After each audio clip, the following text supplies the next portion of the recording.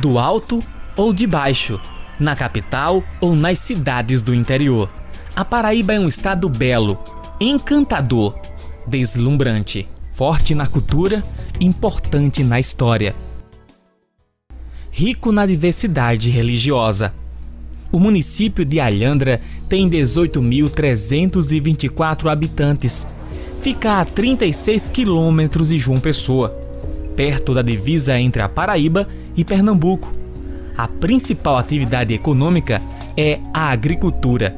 Um lugar tranquilo, que despertou o interesse de um dos mais respeitados veículos de comunicação do mundo, a BBC. Motivo? A Jurema. Hoje, com 57 anos de emancipação política, cidade de Alhandra, que já foi conhecida internacionalmente, ainda tem seguidores do culto à Jurema. Para entendermos melhor a relação da árvore com o culto à Jurema, vamos conversar com o historiador Luiz Francisco. Na verdade, os índios, eles sempre têm uma relação muito próxima com a natureza, né? E a religiosidade indígena está muito ligada à natureza. E aí os índios de Alhandra também não são os únicos, mas eles cultuavam a Jurema, né, onde eles acreditavam que a Jurema era um elo de ligação entre o mundo dos vivos e o mundo dos mortos. Estamos no sítio Acais. Aqui o local foi tombado pelo Instituto do Patrimônio Histórico e Artístico do Estado da Paraíba, IFAEP, órgão responsável pela preservação deste local. Estamos às margens da PP-034 aqui no município de Alhandra. Deste lado temos um sítio onde tem as árvores juremas. Deste outro lado temos uma capela que data de 1932. Neste local, até hoje, são realizados cultos à Jurema. É porque antes, como a gente sabe a história, as pessoas, os juremeiros, eles faziam nas matas os trabalhos, até porque não era permitido, eles não tinham essa liberdade que tem hoje.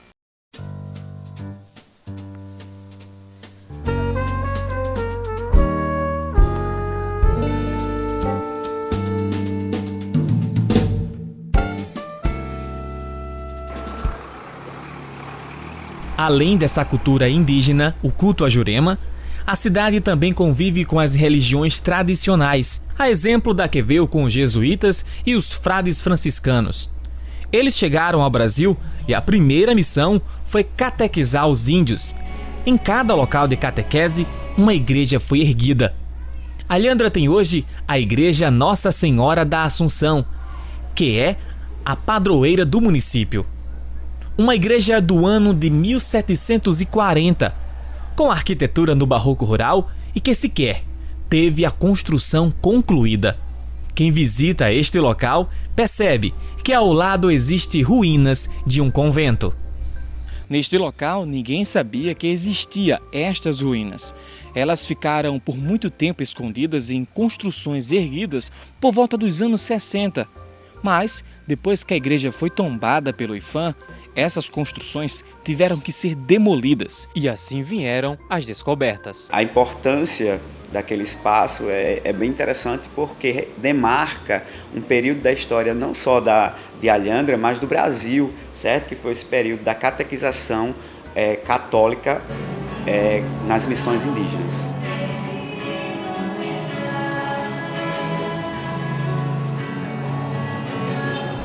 Os fiéis encontram nesse lugar uma maneira de agradecer.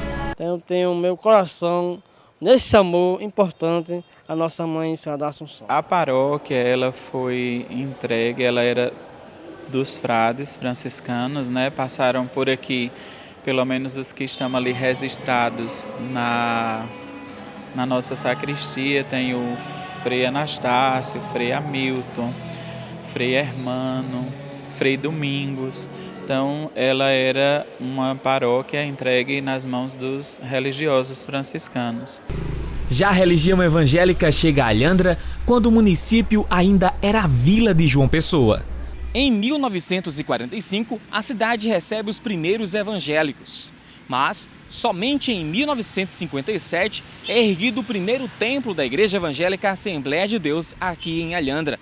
Passados 14 anos, a Igreja Batista também ergue um templo no ano de 1971. Com a chegada do cristianismo protestante, de acordo com minha pesquisa, eu percebo que o embate foi bem mais ferrenho, certo? E muitos dos seguidores da Jurema vão se converter, né, ao cristianismo protestante e aí abandonam completamente. Eles protegiam as cidades para que os evangélicos não entrassem nas cidades. A despeito de os evangélicos serem impedidos de praticarem a palavra, de falarem de Jesus. Nas feiras livres, muitos deles eram hostilizados, porque não eram para falar a palavra de Deus. No início, nós conhecemos um pouco da história, que diz até que os evangélicos que morriam não tinham direito de ser enterrados no cemitério. No início dos trabalhos, houve sempre perseguição à nossa igreja. E em Alhandra não foi diferente. Enquanto os evangélicos eram impedidos de cultuar em locais públicos, os juremeiros buscavam nas florestas um lugar para poder realizar o culto à Jurema.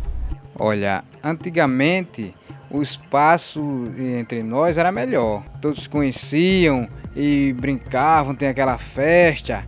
E não tinha esse negócio de preconceito, quer dizer, creio eu que tinha assim, mas era pouco preconceito.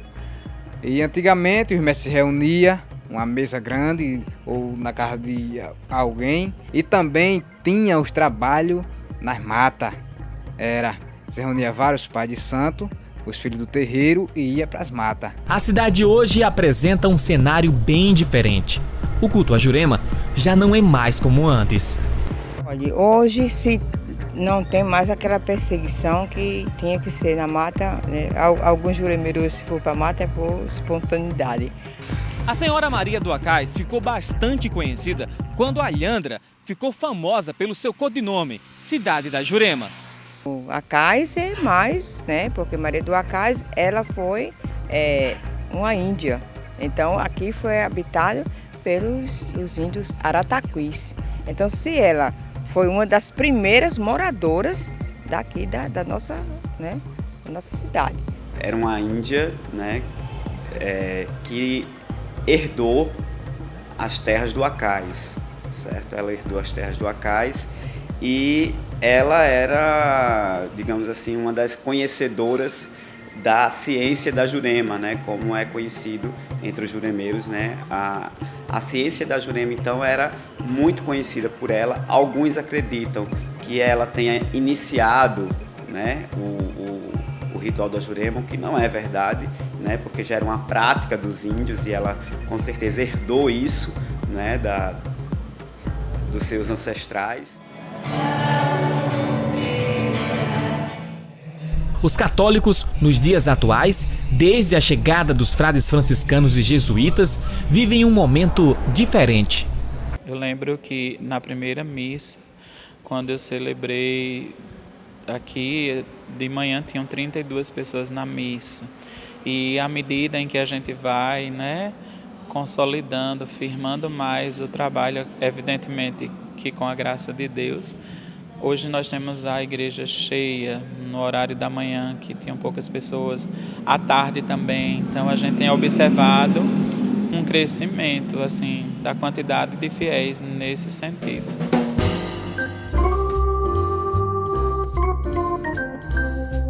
Hoje nós contamos com 25 congregações. São 22 congregações de porte maior e tem quatro delas que são pequenininhas, porém nós temos 25 casas de oração no município de Alhandra. Na cidade, não são registradas incidências de intolerância religiosa como antes. Por mais que não haja oficialmente essa perseguição, a gente sabe que na prática essas pessoas sofrem preconceitos.